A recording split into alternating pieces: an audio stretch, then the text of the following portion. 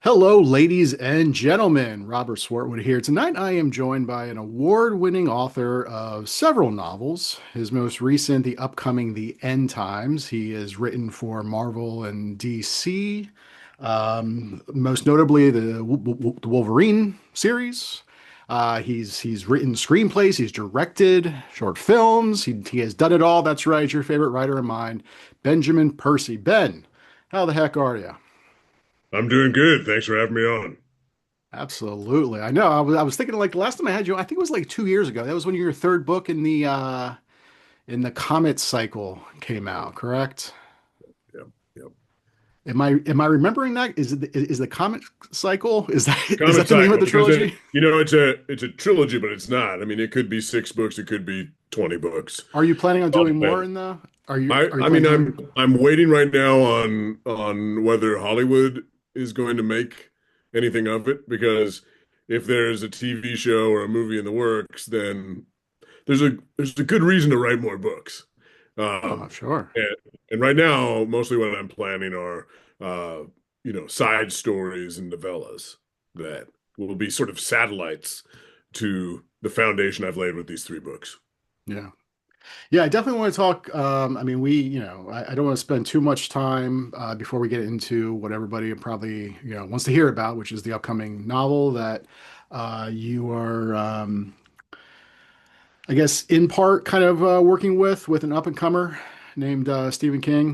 But before we get into that, speaking of comics, how many comics have you done so far?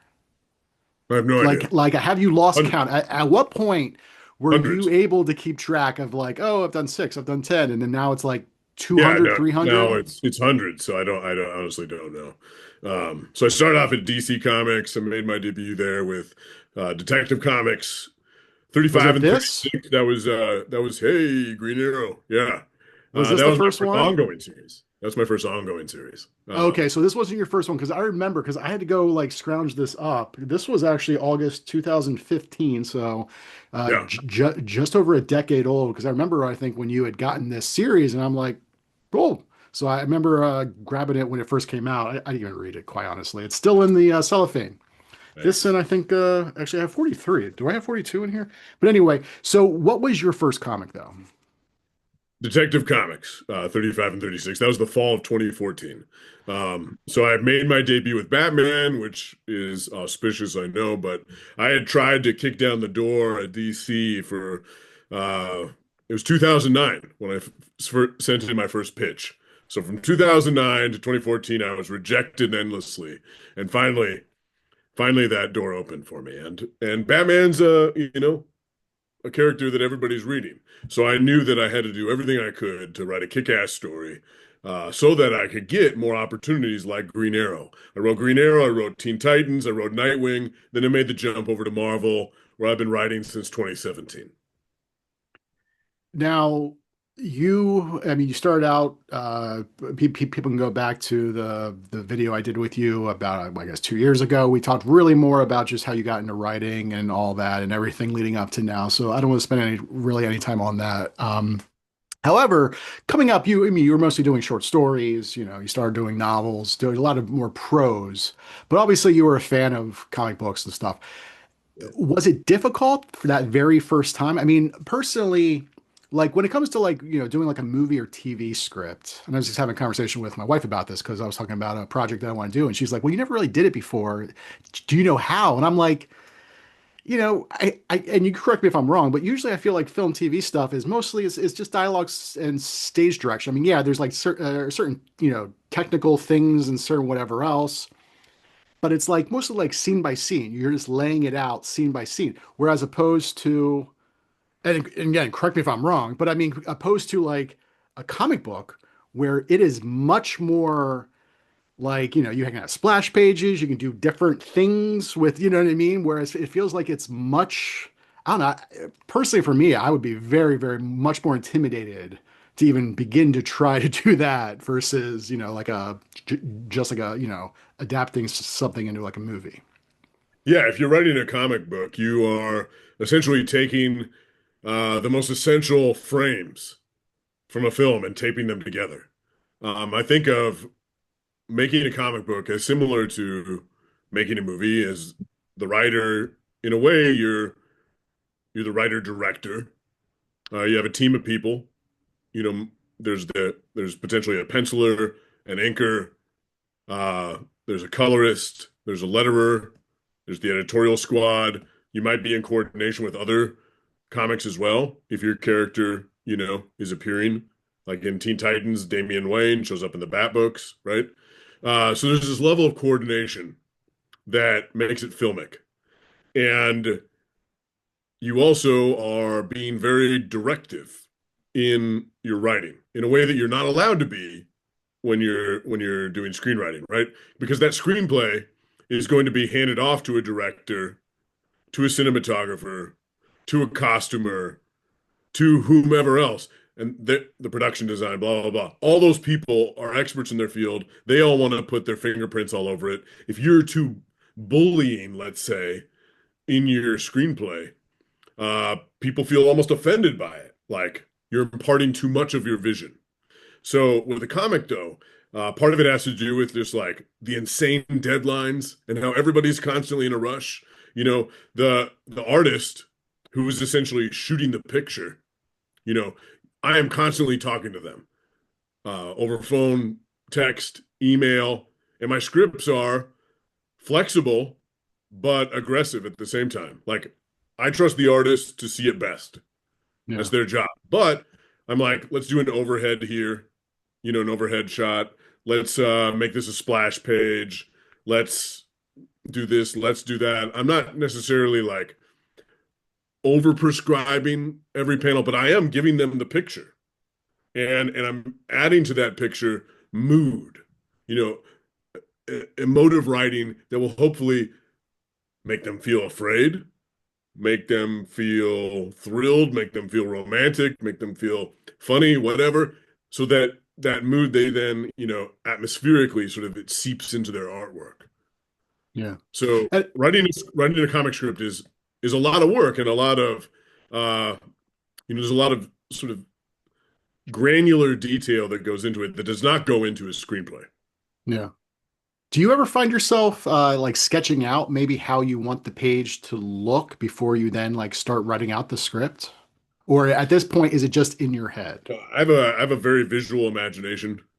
Even my novels unscroll cinematically in my mind. So usually it's all there in my brain. Sometimes though, in talking to an artist, they'll be like, well, what exactly were you thinking here? And then I might, you know, either share a reference from something else. Like I recently shared an old issue of Starjammers with somebody and said, hey, what about this grid, this use of the grid here? Uh, or sometimes I'll just sketch something out. But, my sketches are very humble compared to what a professional artist is capable of. Yeah. Well, I mean, because I knew that we were going to be Frustrating chatting. because I see it all in my head. I can't Right. translate it, you Well, know. because I knew we were going to be into chatting, writing. I think I got this when it came out, but I finally pulled it down and read it, which I guess is just volume one, Devil's Highway, that you wrote with Brett Schoonover and Nick Filardi. Did I say that Yeah, right? Brent Schoonover is the artist on that, and Nick Filardi is the colorist. And I guess this is volume one. I guess there's a volume two, which I'm gonna have to track down. But Right. at the back of these, usually when they put together, the trade paperbacks of these, there's always kind of like extras in the back. And specifically with this one, you have kind of, a little bit of the script. I don't know if you probably don't even remember this because it's Yeah, been yeah, years yeah. and years and years. But like, I'm glad they included that. do you like, is this how the actual script looks, or did they kind of like tweak it a little bit for what it comes in here? Because like there are certain aspects which are very detailed, and then other ones not so much. It's just like a line or two, you know what I mean? Where Yeah, I guess you leave it up to then the artist to really just kind of, fill in that rest of it. yeah. Sometimes you're uh, front loading more detail. Like let's say it's the beginning of a scene, and you're establishing that you're at a truck stop, and you're talking about how there's four different trucks parked in the lot, their headlights blazing, motors rumbling. There's, inside the diner, you can see through the glow of the window, somebody delivering pies to a table. There's puddles in the parking lot from a recent rainstorm. There's sort of like that fluorescent hood of light that pours down from the gas pumps, and you're building up sort of like this setting. And then as that scene progresses, you might need less and less detail, right? As a character steps out of a truck, as a character crosses the lot, as a Yeah. character looks over their shoulder, right? That requires less detail. So it's also sometimes dependent on how well you know the artist. If you and that artist are talking on the phone a lot, if you've worked together before, there's a kind of mind meld thing that happens. And so you Yeah. can step back from the more instructional qualities of the script writing. Yeah. And I'm getting really geeky here, but like so for like a page like this where you have, smaller boxes and you have like a wider ones, is that in your script or is this more or less like the artist is kind of deciding, oh, on this page it's going to be better to do it this, you know what I mean? Like how much of this or is that more of a case by case basis, when you are deciding because like, at least in this one, again, I know it's been a while, you probably don't remember because you've written hundreds and hundreds of other scripts since then. But like you'll do like these like kind of like cross-cutting where you'll have like, maybe some dialogue happening or we're seeing something like you would in a movie, like a voiceover or whatever else, or you have like two different scenes happening.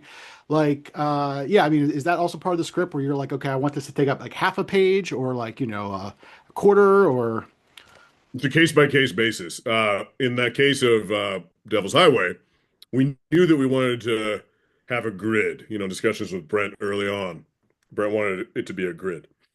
That means that every panel in that story will be sort of constrained and cinematic, classically framed. If you look at other comics, right, there might be pages that are, where the panels are all bent to the side and getting bigger as they go along, or things look really impressionistic, uh, and sometimes that stylistically, is contributing to your story. Like if it's a fantasy story, for example, maybe you want to push back against the boundaries of the comics page so that you're pushing back against the boundaries of life and its laws as well, right? Or if your horror story is progressing sort of naturalistically, but then things really go off the rails, maybe then the framing of it all goes off the rails as well. But this was a very grounded story. It's a crime story. It's a thriller. It takes place in the Midwest. We wanted kind of a David Fincher-esque quality to it. And so all of that takes place in a grid. So it's all gridded off. And the way in which, something might be a half page or a quarter page, or, maybe as you were talking about a back and forth, like here's somebody in a police station, and on that same page, you have somebody as they're interrogating somebody else, you see a murder happening outside, right? Like that cross-cutting effect. All of those things are discussed, and if you're working with an awesome artist, which I've been lucky enough to do on many occasions, they are like it's conversational. You're both strenuously trying to tell the best story possible, and they have an idea for again how they're going to shoot the picture and a reason for why this image is going to be three-quarters of the page, and then you're going to have a tight row at the bottom. yeah. And sometimes I'm doing that in my script as well and saying like, okay, this person is falling from a great height or they're sinking into the ocean. Let's have all of these be verticals, right? Yeah. To give us a sense of descent. Yeah. No, yeah, So that is it's what I was there's a wondering. So that makes visual sense. visual literacy to it all Yeah. that is no different to the way in which I might consider, the sentences in a story as I write a scene of domestic tension set in a kitchen versus some freewheeling, chaotic gunfight, you know, in a Western landscape or whatever. Like, depending on the situation, I'm changing the way in which I'm telling a story. In the same way, like you consider that in your arrangement of your panels. Yeah. Yeah, no. So yeah, that definitely is very fascinating. And like any author, I'm sure every script or comic book writer has their own style. Like Like, isn't like Alan Moore would just do like just a dense page for just like a little block, right? I mean, it was just kind of Yeah, yeah. insane. I All don't know. capital letters too. So, all right. So let's move on. Okay. Well, first of all, let me ask you this. I mean, I've seen, on Instagram, you've gone to Comic-Con, obviously. Are you at a level now? Are you at like that Scott Snyder, Greg Rucka level where you have that like, people coming up to you screaming like, "Oh my God, it's Ben Percy." Well, Scott Snyder is like a level all of his own. He's the Stephen King of comics, however you want to put it. Like that guy is insanely popular. Uh, I'm not Scott Snyder for sure, but uh, without sounding obnoxious, I've been writing for Marvel long enough that there's a reason I'm going to conventions. I wouldn't go to conventions if I wasn't, you know, making money. And so the way it works is, you panel, which is great as well because I spend most of my time in this dungeon alone, so it's good to be able to connect with a larger audience.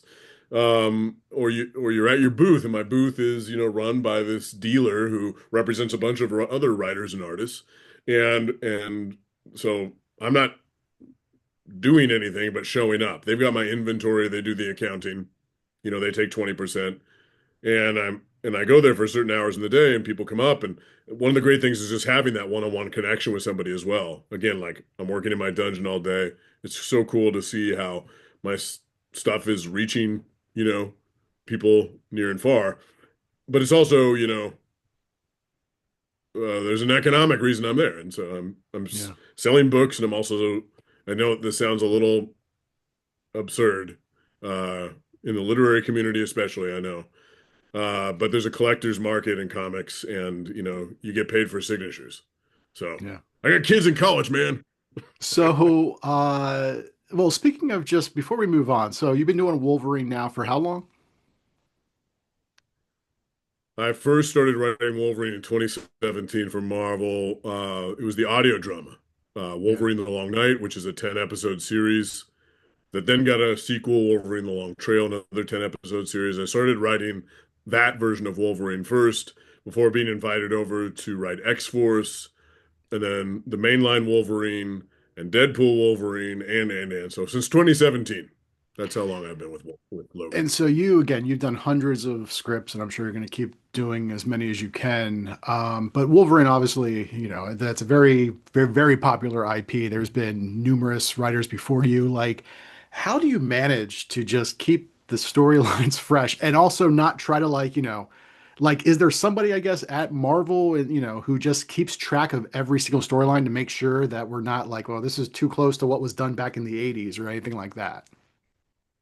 Oh, there's a lot of people at Marvel who have deep, deep wells of knowledge, like encyclopedic minds.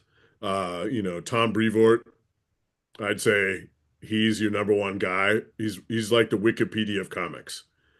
And you can just poke him and he'll be like, "Oh yes, that was, Incredible Hulk 124 or whatever." Like he has that all readily available. But your editor, your direct editor, in this case, a lot of my Wolverine work was done under Mark Basso. He is in coordination with a larger X group. Sometimes, as an X group, we would be on Zoom every 2 weeks. That was especially during the pandemic, having meetings, making sure all of our stories lined up. And so you're not only talking to those editors, you're talking to the other writers who also have their own silos of knowledge, right? So there's that. Yes, people are keeping track of that. But the thing to keep in mind when you're writing something like Wolverine or Batman or whatever, some character who's been around for 80 years or 40 years, is that people aren't looking for you to do karaoke. You know, if you write like you sing karaoke, then you're probably only going to get 5 issues and then get canceled. People are looking for you to honor that legacy, but to put your own unique stamp on the series. So that when people look back, they're like, oh man, you know what my favorite X-Men series was? It's the Grant Morrison and Frank Quietly's, you know, new X-Men. Like that's that run right there. Or maybe some Yeah. people are particularly obsessed with like, Frank Miller or, whatever. Like there's a certain pair, like a writer and an artist who they've pushed the boundaries there's an elasticity to it all. Like you can push and you can push and you can push, and then there's only so far you can go.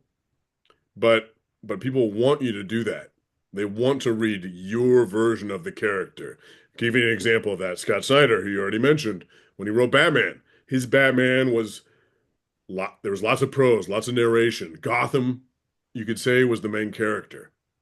That was very dark. You jump over to Tom King's Batman, very different. All external, like a film. No narration at all. All external, all dialogue. And Tom King there's a lot of levity to it, a lot of humor to it. And he was also trying to make the extraordinary seem ordinary. That he had issues. One of my favorite issues of his was, I think it was called Good Boy. And it was about Batman coming to love a dog, bringing a dog into his life, this German Shepherd, and the relationship that grew over time. Another one of his great issues is Date Night.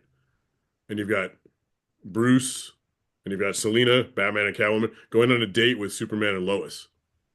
They go to carnival together, Hmm. right? So taking the ordinary, making it extraordinary, making it ordinary, like totally different versions of the same character. Yeah. So when I'm writing Wolverine, I'm thinking about that as well. I'm thinking about like, what can I do to crack the code on this guy? Somebody who I've been following since I was a fifth grader. Right, but you're just not sitting down and writing whatever you want. Obviously, you have to pitch your ideas to Marvel. So, or like, have you gotten to a place where you feel like when you come up with a pitch, like, okay, you're in a good groove, or are there times where you'll pitch a bunch of stuff and they're still like, nah, what else do you have? Well, I'm in a position right now at Marvel where I'm one of their exclusive writers, and so there's a difference, right, between where I am right now, mid-career, versus where I was at the beginning of my career.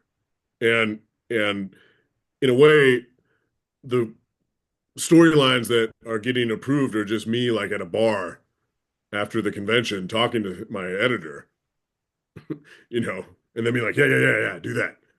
Uh, or it's an email that I sent out and they're like, okay, well, we can't do that because this is happening with Thor, but you know, what about this?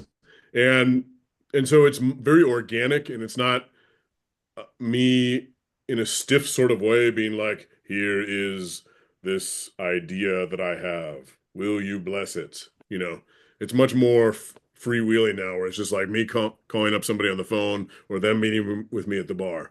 But early on, yes, like I would have to pitch for things in a more formal manner, put together a 30-page pitch for Green Arrow, for instance, single space 30-page pitch.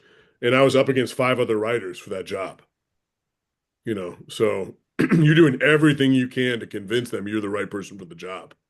And then after that's approved, it's like a constant approval process. And that continues to some degree to this day, where it's like, let's say you have a 5-issue arc, let's say you have a 2-issue arc. Usually you're putting together a summary of those before writing, before that has to get approved. And then when you have to go to script, you're writing a breakdown of those issues scene by scene before you ever go to actually panel by panel. Yeah. So I mean, understandably, you're writing for a big corporation. Some of these characters are worth billions of dollars, and they trust you. I mean, Marvel really trusts its creators and believes in their creators. That's what, Yeah. if you're a literary writer listening to this, creator is just like the term of the comic book industry. I know it sounds, I'm not trying to like make myself godlike. They call artists and writers creators. So, it's like they totally trust and empower their creators, but they also are trying to protect, right, this character that's beloved by many. Yeah. Well, and another term I'm sure literary authors don't like hearing is IP. So, obviously Wolverine is existing IP. You don't own it. You do have other IP that you've done for comics, like I guess, with Devil's Highway, I guess that was you and Brent and you know what I mean? Like there's other things like when you're coming up, I mean, you've done so many different things. And I've Short, got two more like books, like those are called creator-owned books. right. You Again, had what, Year speaking Zero to the Two literary was nerds another one out you there who did? don't know this stuff, creator-owned, right? So I'm doing more creator-owned books this coming year with Mad Cave. They haven't been announced yet, but Mad Cave Studios, Okay. and they're horror and sci-fi, and those belong to you, right? You are, instead of being a custodian of somebody's character, you're you're building from the ground up your own, sorry to use the term, IP. Right. So the reason I bring that up is because again, you've done short stories, novellas, novels, and all this other stuff. Do you sometimes have an idea? I mean, well, first of all, when was the last time you even wrote a short story? I mean, if we look at like the economics, probably a short story is, if we look at like what helps pay the bills at this point, a short story, unless you're selling it to like the New Yorker, is probably not going, it's probably not worth your time. But so like, do you then typically then take an idea that in the past, maybe a decade or 2 decades ago, you would have written a short story instead of like, oh, maybe I can, do a creator owned, comic, or I can maybe make this a novella or maybe like a screenplay for a film or something like that. I mean, sometimes I do have that mercenary mindset, and I'm thinking, oh, how could I best set this up for success? I don't just mean that in terms of finances. I mean it in terms of audience reach. Because oftentimes, if you're writing something for comics, as a novella, as a screenplay, as an audio drama, whatever, you got more people consuming it, and that matters to me. Not just again because of dollars and cents. It matters to me because I want my stuff to be read. Yeah. And if you write a short story, there's a much smaller reach and a much smaller economic impact. And if you're a freelance writer, you have to consider that. But I still write short stories. It's not worth it, in the standard sense for me to write short stories. But I love writing. I love reading and writing short stories. So, Yeah. I mean, Well, I I've I guess my written, question is, I've are written, I are there think, times? three this year. What's that? I've written three short stories this year. So Yeah. Well, are, that are didn't are make there times sense where to you me. have the idea thinking like, okay, I want to write this. Oh, I'm going to be write a short story, and then maybe as you start doing it, you realize, well, I mean, like how much thought? I mean, you're at a place, I guess, at this point where you probably know, okay, the best medium for whatever story you want to tell, right? Like you're not really like maybe starting it off with a short story and then like halfway through realize actually it would be better if I did this instead. I'm assuming at this point you really kind of have that like instinctive, like in your gut how best to tell the story. Or are there times where you might be halfway through something and realize, oh, actually this would be better told, as a comic book or as a screenplay. I, you know, if you're going to be a freelance writer, you have to have some business sense about you. And I'm not saying that I'm the greatest businessman in the world, but I have some No, well, savvy. time is And money. I mean, that's what it comes out. You do not want yeah, to waste any and, time. and so, here, if I'm writing a short story, here's the mercenary element. I'm also thinking, I'd like to write this as a screenplay. And by writing the short story, I'm creating something that's copyrighted so that when I write it as a screenplay, it's preserved in amber as a short story. And those rights will come back to me. If I write that screenplay, if a studio picks it up, the option's going to come back to me in the end. They don't Yeah. own it, right? And so I'm thinking about it again. I'm sorry to sound so obnoxious. The transmedia possibilities always. Yeah. So there's never a case where I'm like, oh, I started something and it should have been in a different medium. Instead, it's I'm writing this as a short story and then I'm going to write it as a TV show or a movie. Yeah, which is a lot of the neotext novellas for people who, I mean, you really some. I'm pretty sure this is somewhat common knowledge. We talked about this before, and if not, let me know if you want to talk about it. But like, you write these novellas Yeah. because you want to have that IP there for you to Yep. own, but then neotext and your agents or whoever like shop that around. Yep. Ideally with the idea to be made into film, TV, or whatever they can make it into. And Yeah, ultimately, though, novellas, they suit the form well. yeah. Novellas have more in common with the screenplay than a short story or a novel does. Yeah. Oh, absolutely. And I mean, how many have you done so far? I feel like what Bystanders was the most recent one I remember reading earlier Yeah. this year. I mean, you release these as just like 99-cent novellas, which are a steal. I don't know, like every like people. I feel like more people should be aware of it and be downloading these because 99 It's, you cents know, is it's a nothing, limited right? reach because they're only available on Kindle. Um, but I am in discussions right now uh, for them to come out as a book. So Mm. they'll be available in a physical form in the near future. But yeah, they, you know, I write them in coordination with Neotex. It's run by John Schoenfelder. He has experience as an editor. I think he was with Little Brown or maybe it was Mulholland back in the day. But then he made the leap to Hollywood as a producer. And so he's in that unique situation where he's straddling two worlds. And so he puts it out as a novella, but then he's aggressively trying to package it as a film as well, which we're talking right now about Bystanders, about that very thing. Um, so I have a right of first refusal on all of those novellas, meaning I am the screenwriter on it, unless I decide it's okay for somebody else to do so. So, an instance of, for instance, American Criminal, that's a crime thriller I wrote Yeah, for Neotext. that's a That really got great picked up one. by Amazon MGM and Gavin O'Connor, who made the Accountant movies, Mhm. among others. He signed on to direct it. And he has a screenwriter that he works closely with. So I signed off on this other screenwriter to do it, but was compensated accordingly. Yeah, yeah. Do we can we expect any more novellas in the not so distant future?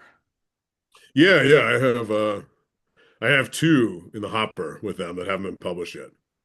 Very Yeah, cool. once And what's really cool about these is they usually include some type of art along with it. So it's not just always just pure text. You'll have like interspersed throughout the novella some artwork, which is it's not always the same artist, correct? There are different artists. no, no, different artists on that, including Brent has done one, Hunter Gatherer. But the Brent who you mentioned earlier, the guy I worked with on Devil's Highway.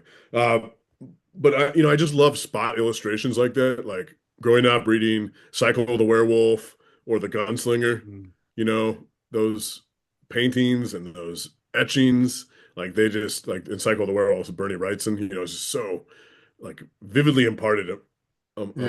my brain and my creative DNA. Thinking about like the first version of Dracula I ever read was the one with Greg Hildebrandt's art in it. Or reading A Christmas Carol and having those illustrations dotted throughout. Like I feel like it's that perfect space for me because it's in between, comics and prose. Yeah. I was actually just talking to Paul Tremblay last week about his middle grade book he has out. He also has illustrations throughout that book. And I'm gonna ask you the same question. I mean, do you just let the illustrator just read it, come up with where they want to do, or are there certain places where you kind of will suggest like, hey, it'd be really cool in this chapter, like with this scene, to try to do something here? Yeah, it's a discussion.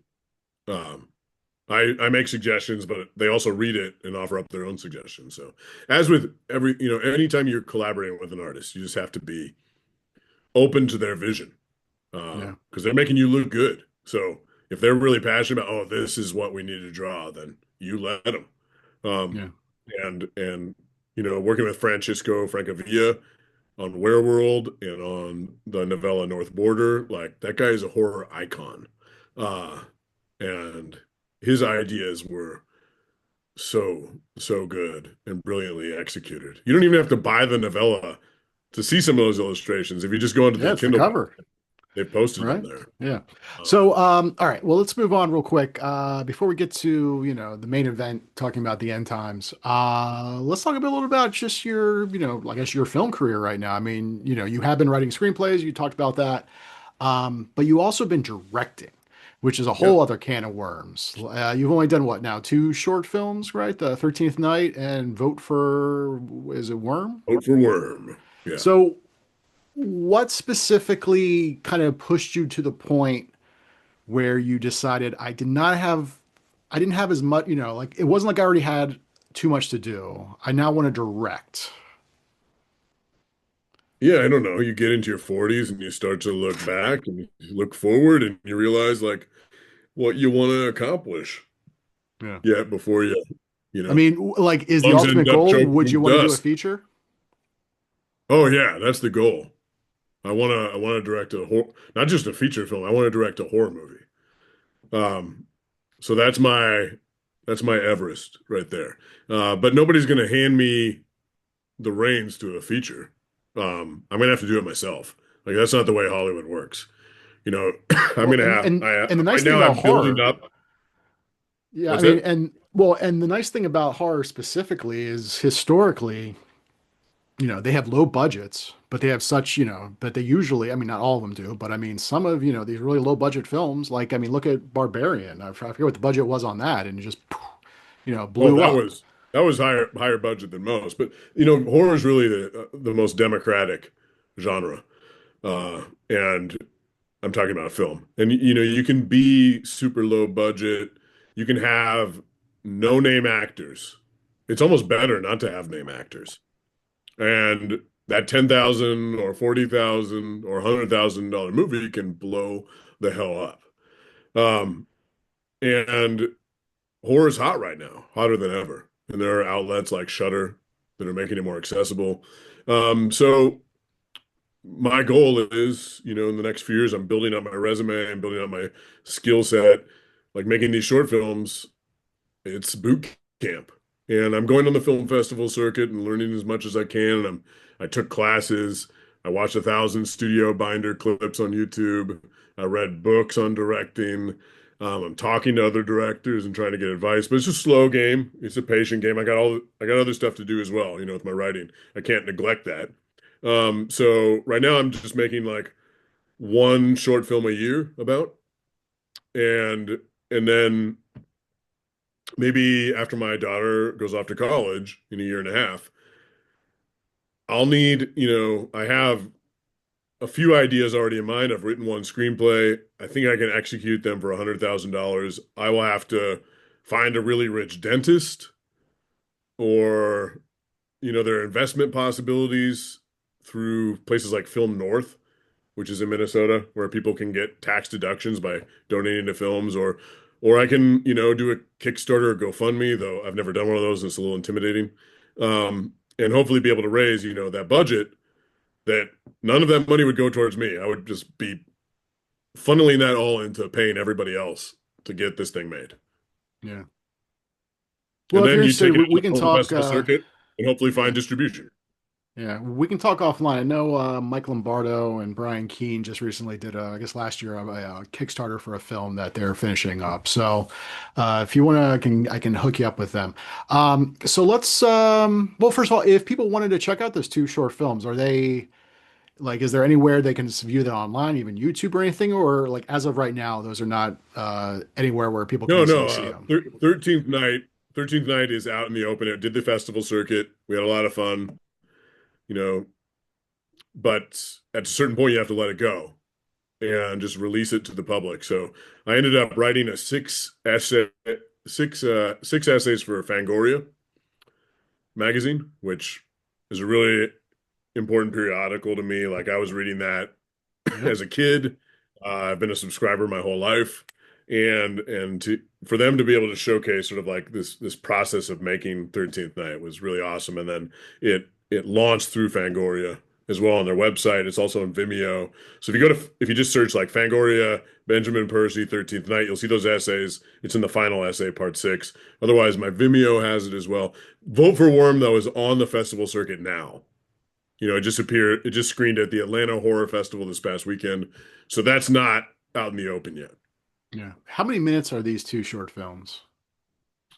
13th Night is 15 minutes, which it is unreal how much time was I spent imagine. on those Yeah. 15 minutes.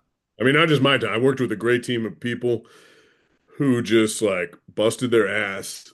And some of these are people I hired, and some of these people are just my friends, and they're incredibly artistically talented, Renaissance men. They, were able to do like 10 different things. Like David Ullman, a buddy of mine, he was the editor, but he was also my assistant director. And Matt Bowers like helped build props and did the audio and did the music, right? So it's like everybody's doing everything. But I probably put 400 hours into making a 15-minute short film. It was worth it. It was worth it to me on a personal level. That one's 50 minutes. With Vote for Worm, it's more of punk. It's more of a punk rock experience. I had a budget for 13th Night that I got through the McKnight Foundation. $25,000. I put it all into the movie. With Vote for Worm, we decided to do a zero budget, more punk rock one.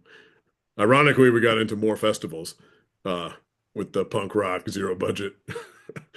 short, but I think that's in part because it's 5 minutes. And Hmm.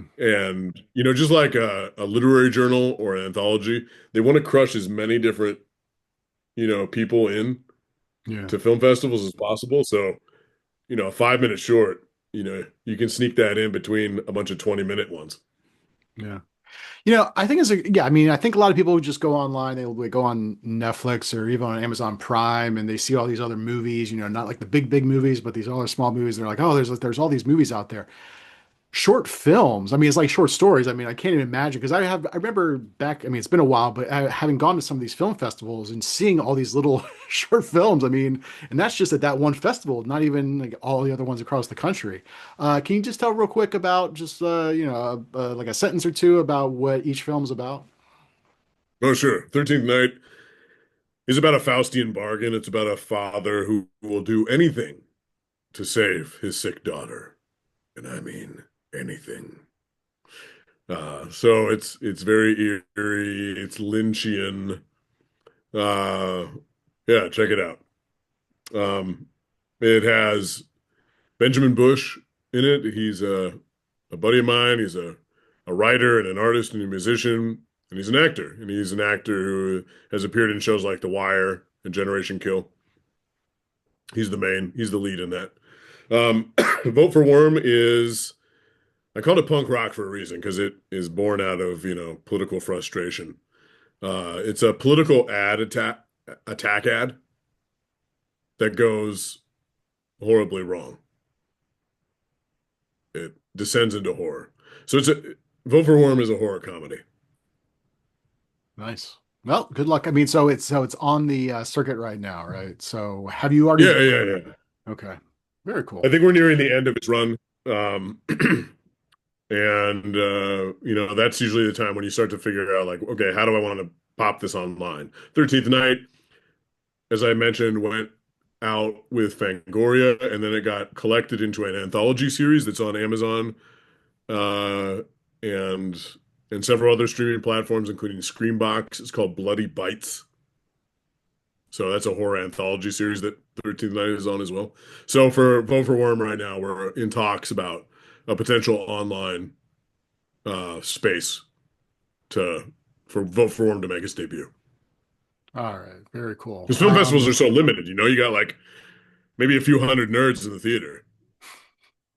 When you get it True. online, Yeah, yeah, yeah, there's no, lots it going is on. definitely out there. So, all right, well, let's get to the main event, the end times. Your new novel. Well, is the novel? I mean, how many words is this at this point? I don't know. I haven't finished it.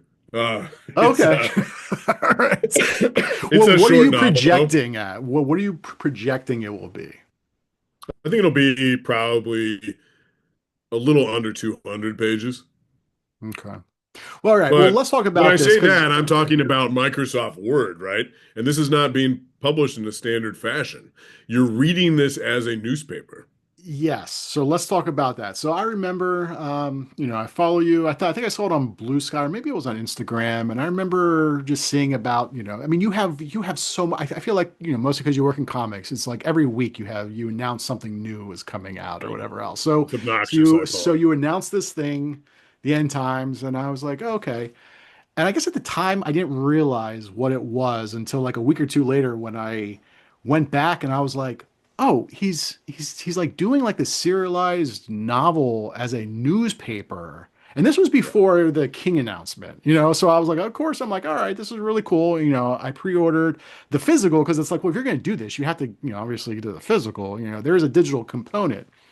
And then, at some point, I guess it gets real. I mean, like, how long had you been sitting on this King news? Can you kind of talk about, well, first of all, where this idea, I guess, came from, where you decided, I want to do this novel, but I want to do it as like a newspaper, like a week, or I guess, like, just like installments of a Yeah. newspaper. Um, Yeah, yeah. So yeah. it's a post-apocalyptic newspaper. It is delivered over the course of a year. So it's 12 months of storytelling. You get one issue a month. I'm always, I don't know, as I was talking about before, I'm mid-career and I'm trying to constantly challenge myself. I don't want to become rutted sort of in my interest and aesthetic. And so the idea of an epistolary novel has always appealed to me. Dracula and Frankenstein are two of my favorite books. And the way in which I conceived of this is in part inspired by my own newspaper here in Northfield, Minnesota. It comes out every week and it is written by and large by one person. Hmm. And there's something about the pandemic that really made that hit home for me. As awful as international and national news is then, now, if you read your local newspaper, you recognize that it's not about polarization. A local newspaper is about bringing people together.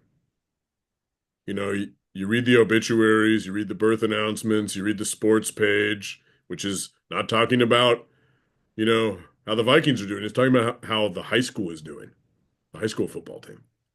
You read an article about a church organist who's retiring after 50 years. You read about a new restaurant that's opening downtown. You read about an event calendar where there's going to be a strings recital or a Nobel Prize winner coming to town or whatever else. Like, you know, a small town newspaper to me reminds me that people can actually make an impact locally. And so in the face of despair, that's what this one woman, Mary Poole, decides to do.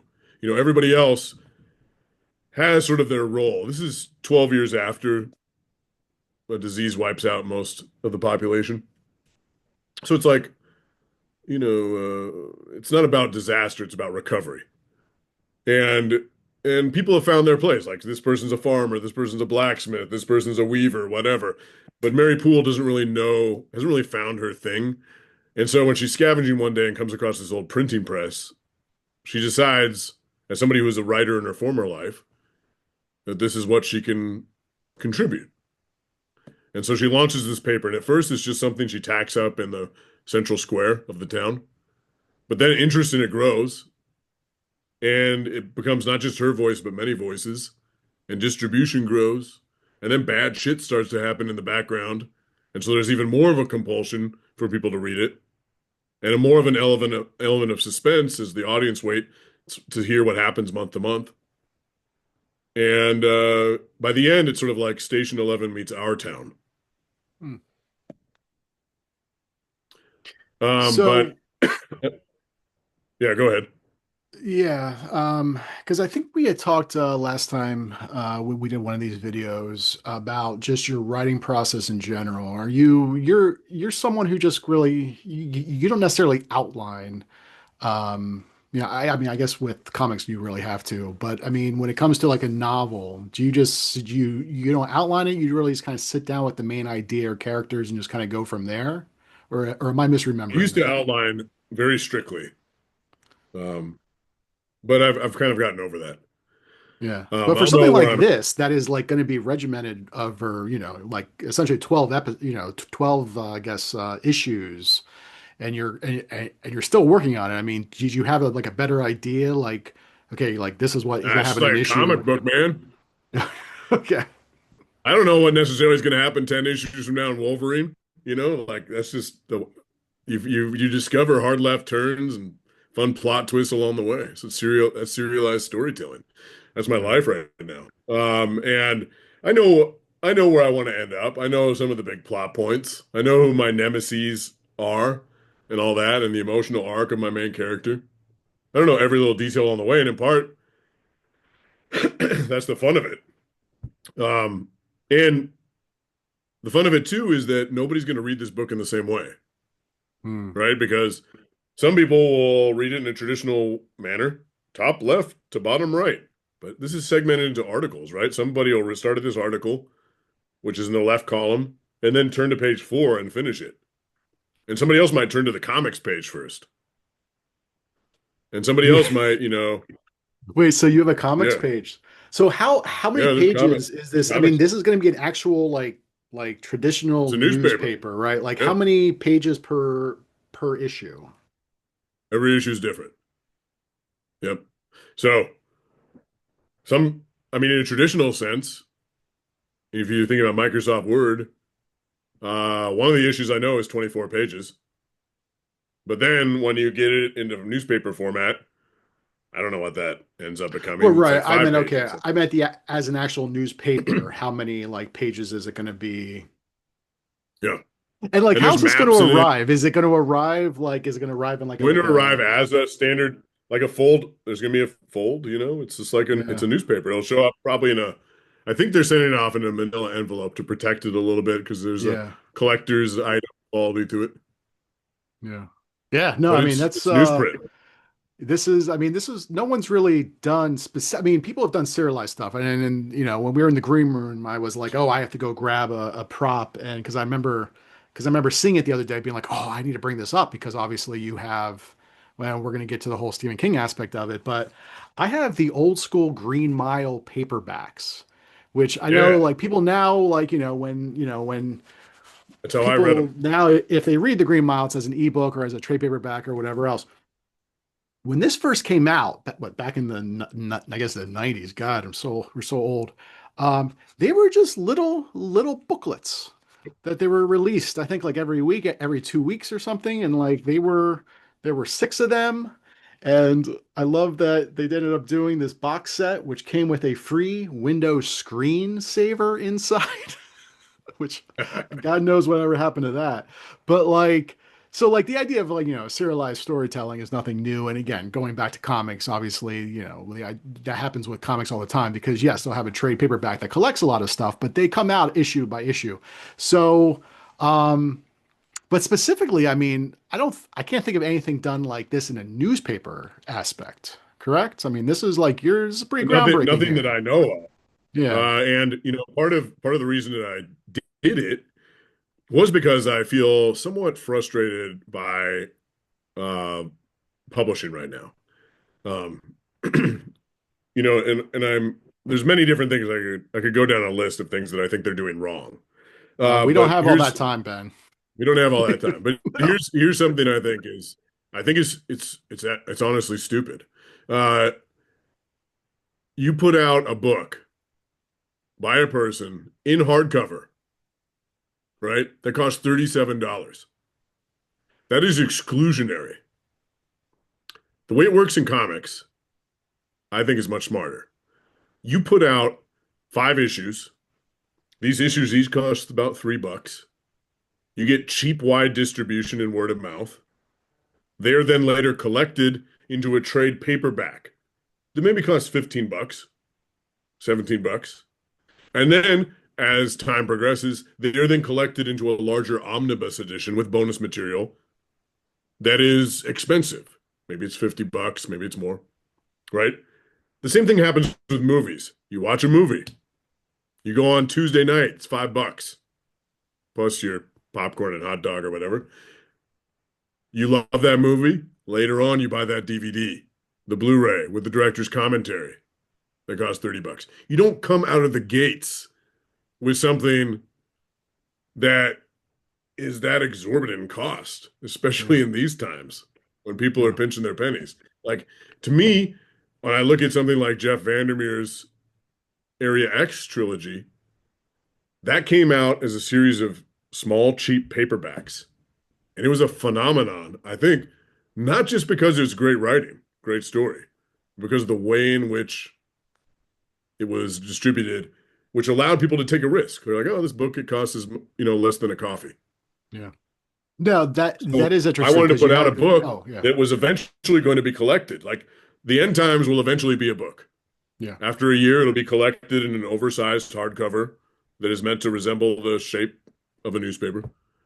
But what we're doing right now, right, is there's a novelty element to it, but there's also, I think, you know, something to be said about like shaking things up and doing something serialized. Feels like a short story, feels like a novel, feels like something new, and and there's very little risk involved. People are like, oh, a year of storytelling, for that price, great.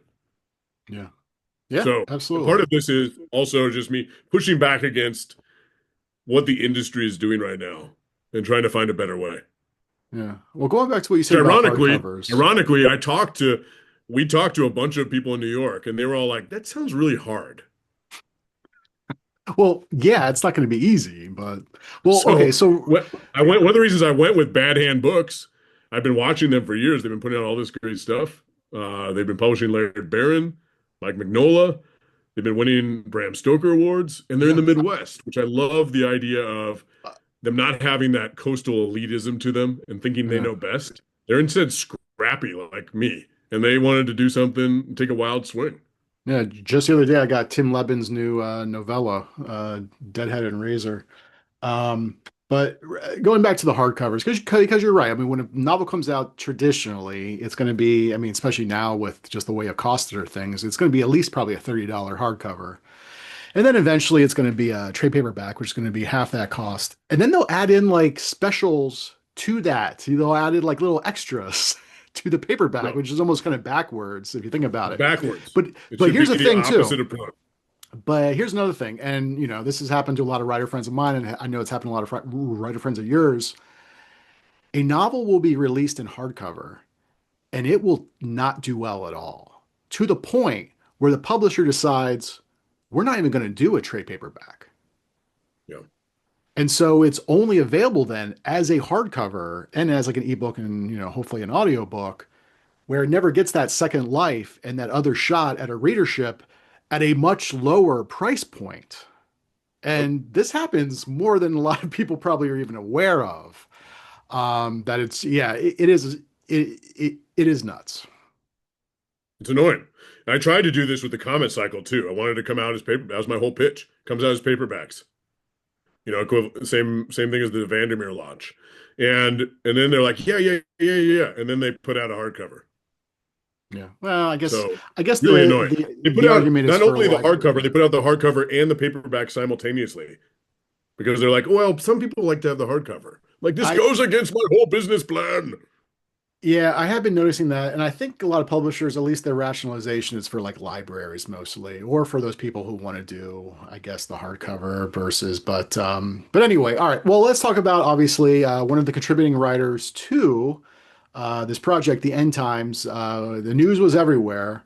Um, Yeah, a hip cat named Stephen King. Can you talk about how like how this came about, and specifically, I guess, sure. what I guess we don't want to ruin anything, I guess, with what he's contributing, but he is contributing to this project. Yeah. So I'm I don't want to overstate my relationship with Stephen King. He's the king. Like he's my hero. He's very kindly blurbed some of my books. I was able to interview him on stage at a literary festival. We've stayed in touch, but I don't want to be the kind of guy who's like bugging Stephen King because 5,000 people a day are bugging Stephen King. And I really hesitated to reach out to him about this, but I in part wrote it because of him. I mean, it takes place essentially in the world of The Stand. Uh, I read Green Mile as a serialized story when I was a kid. So I wanted to try something like that. And I also, know that King is fond of experiments. If you look at Riding the Bullet or The Plant, and he's written epistolary novels. Carrie, a lot of people might not remember this because the movies maybe overwhelmed their memory of the novel, but Carrie's an epistolary novel. Mm-hmm. And so I reached out to him finally, and I was just like, he can just say no, right? But he said yes. He's such a generous dude. He's like, yeah, yeah, I'd love to be involved. And I just as don't want to overstate our relationship because I don't want to be like I'm BFFs with Stephen King. I am, I am like, you know, uh, starry-eyed worshiper of Stephen King is the truth of our power relationship. And this is a huge deal to me. It's probably not taking a lot of his bandwidth. But he's excited about it. He's like, I love what you're doing with the idea of the epistolary novel. I think this is such a cool idea. Here's an idea for how I can be involved. And he volunteered to have a byline in the paper. And so there's a character, and I'm not going to name the character fully, but I will say that Bachman is the last name. And so he has a byline in the paper. And he's come up with some crazy shit and horrifying shit that has, and this is another reason that I don't have it all mapped out completely, is because of Stephen King in part, because he's thrown some crazy curveballs at me, and I'm like, you know what? That's a really good idea, and I'm going to run with it. Um, and so that, sort of elasticity, flexibility has made this even better as a result of his collaboration, of course, because he's the king. Yeah, is he collaborating? And again, I understand if you can't tell us this right now, but is he like with the 12 episode or the 12 episodes, the 12 issues? Is there something by him in every issue, or is it only going to be like some of the issues? Well, there'll be something of him in every issue in that he's also consulting on the project. And so he came up with plot points and locations so that even when he's not writing his byline, like the stuff he created is still in the very first paper and the second paper, even though the byline doesn't appear until the third paper. He still created these story elements. So, you know, you can pin that as you will. Yeah. So then He's at he's what he's an stage? important part of the project, Yeah. but So he's also not like spending hours staying up till midnight writing for for the paper. but at what point did you, I guess, build up that nerve to email him with the pitch? I mean, like, how far into the project were you? Had you already started writing? Had you already, Yeah, yeah. No, ended up with the I'd already publisher? started writing, but then I went back and rewrote a bunch of stuff because of what he sent me. Hmm. So this launches in November, right? And so all I need is really, to be a month out.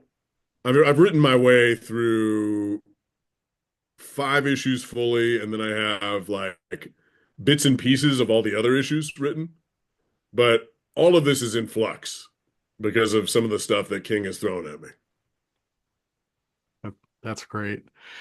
Maybe in a year or so, we'll have you back and we can discuss about, just the whole process because, I mean, yeah, this is, like King obviously has written, you wrote with Richard Chismar, those what, Glendy books, I guess, or they, Yeah, I forget what they are. Wendy, But I mean, those are Wendy. traditional, storytelling as opposed to this is not traditional and, at all. It's, I mean, but all right, well, okay. So yes, this start. So do we have a date of when the first issue will be going out, being shipped out to people? Around mid-November, people will receive theirs. So it'll show up. I guess it'll show up in people's inboxes first if you're an email subscriber, uh, and then it'll trickle in depending on how quick the Pony Express is for the rest of you. Yeah, I pre-ordered the the actual physical because I feel with this project you have to pre-order Yeah, just the actual that's the fun of it, newspaper right? aspect, and I guess right now people can still pre-order, right? I mean, is there going to be a Yep. point where essentially like you missed your shot, or can they like in March of next year people want to kind of like just start? I mean, at what point is it like okay, I we're only think going to be you doing so have. many I might issues? be wrong about this. I don't. I need to ask Doug, the publisher. I think that you might. You have until we first print it, right? And I think after that, if you subscribe, you might not get the papers that came before. Right. You'll be able to accept digitally, but you'll be able to get the physical copies for everyone after that. And then if you do subscribe to the paper, you get a discount on the book. Right. So I can't remember if it's a 15% discount or something like that when it comes out in book form. Um, and also I should mention that for the digital subscriptions, we surpassed 500 of them many, many months ago. And for every single digital subscription that we get, uh, we're donating $1 to the ACLU. Oh, So, very cool. because journalists, freedom of speech, all that good stuff. They need our Exactly. support right now. So, all right. So the book's got, well, I keep wanting to call it a book, which I guess it's a book. It's going to be a book, but It's a book. it's a It's a novel. epistolary novel. It's a serialized novel. The new project by Benjamin Percy with contributing writer Stephen King is called The End Times, which is going to be first issue's coming out mid-November. People should go obviously pre-order right now. Um, yeah, Ben, that's incredible. Congratulations. Very, very cool project. What in the time remaining, what have you like what have you been reading? What have you been watching, listening to? Anything you like really dug and wanted to wanted to introduce and want to recommend to people? Uh, yeah, like one, I'll start off with a comic because um, I think your audience is a little bit more literary, and here's a comics for the literary folks. It's Frankenstein. It's not just Frankenstein; it's Universal Monsters Frankenstein. So a take on the film, and it's written by Michael Walsh, drawn by Michael Walsh. He's one of those, you know, double threats. He can do both. Uh, it has the genius idea of approaching that story from the perspective of all the body parts. Hmm. And so every chapter of it is devoted to some other part of the creature. So, like the hands of the creature, or the eyes of the creature, right? Each of these things comes from somebody with their own backstory. And it's so elegantly and emotionally told, And especially for is this Halloween. relatively Halloween new? read. Yeah, Is this because yeah, of it the came out movie? within the. I think it came out within the past year. Okay. Okay. No, no connection to Guillermo del Toro's movie. Okay. I just didn't know if the idea was it for it to come out just because, they could kind of play No, it no, back no. to back. This Okay. is So this is they've just been Skydance is the publisher. They've been putting out these Universal Monster books for a few years now. okay. All right. And again, Uh, the writer for that was who again? uh, if I'm not getting it wrong, it's Michael Walsh. Michael Wash. Okay. Very cool. All right. Yeah. Anything else you've Yeah, been digging? I've been one of it I've been watching. We really enjoyed The Pit on HBO, my wife and Yeah. I, and that was a day in the life situation. Every episode is an hour in real time in the ER. I Now, just do you think it's a ripoff? I know uh, the whole Crichton Estate was suing them because they're like, oh, because I guess initially they wanted to reboot ER, and I guess they were in discussions and it sort of fell through. And now the Pit came out, and the Crichton Estate's like, oh, you guys are ripping off the ER. It's like, well, does no. anything take place in an emergency Why? room Is that a Noah ripoff Wiley's of playing a ER? doctor again? No. Like you can't do that. Yeah. Yeah. No, that's bullshit. Um, what else are we watching? I love Slow Horses, Oh and my I've been reading God, the Slow novels alongside Horses. them, and the novels are basically the show. Like they just channeled the novel directly to the screen. It's just so faithful. Yeah. And God, it's fantastic. I'm watching Severance right now, which I'm a little cold on. Like I'm not in love with that show, but I'm interested in that show. How far into it are you? Just a few episodes. Okay. Yeah, it's definitely a show. It takes a little bit, and it's actually it's an interesting conversation because especially with so much out there, you have those people being like, "Oh, stick with it until the ninth episode." It's like no one has time for that. But yeah, I mean, Severance is one of those things. It does, I think, take a little bit for you to kind of adjust to really understand what is going on and to really start to appreciate it. But it is crazy. I mean, I loved it, but yeah, I can see going into it. It's weird. I think you'll dig it if you stick with it, but at the same time, what Yeah, do I know? yeah, yeah. And then the novel I'm reading right now, and it sounds like I'm reading it for Halloween, but I'm always consuming horror. Is Hell House by Richard. Uh, Geez, I want to say Richard Bach. Matheson? What's wrong with me? With what's that? The Richard Matheson, right? Matheson. Yeah, And it's wonderful. I mean, it has Shirley Jackson flavors to it, but hard R rating. yeah. Now you've always been a horror fan. Even I mean, we talked about that before. Even when you were writing, quote in your quote unquote literary days, you were Oh yeah, still I'm a total horror fan. From the very beginning. Horror has always been yeah, my favorite genre. That's not to say I don't love other genres as well, but I'm hardwired for horror. yeah. So, all right, Ben. I don't want to keep any more of your time. I appreciate you making time because you obviously are an extremely busy person. I mean, I can't even talk about everything that you have going on. We'll be here for another hour. But obviously, the End Times is the new, at least prose project. Everyone should go and pre-order that. You have new comics coming out all the time. If people want to stock you online, where's the best place to do it? Uh, You can find me on all the obnoxious social media platforms. I'm not very good at social media. I just do whatever dumb dad joke or promotional thing or nature walk I'm on. It's not very compelling, but I'm there and I have a website that I never update. Perfect. And that website is what? It's my name, benjaminpercy.com. But like BenjaminPercy.com. I probably updated that 2 years ago. All right. So again, everyone go check out Ben's new project and all the comics he's done, and go check out the short films. And again, you're going to be very busy with that. So, and thanks again, Ben, for hanging out, and we'll see everybody next time. Yep. Bye. Always good to hang out.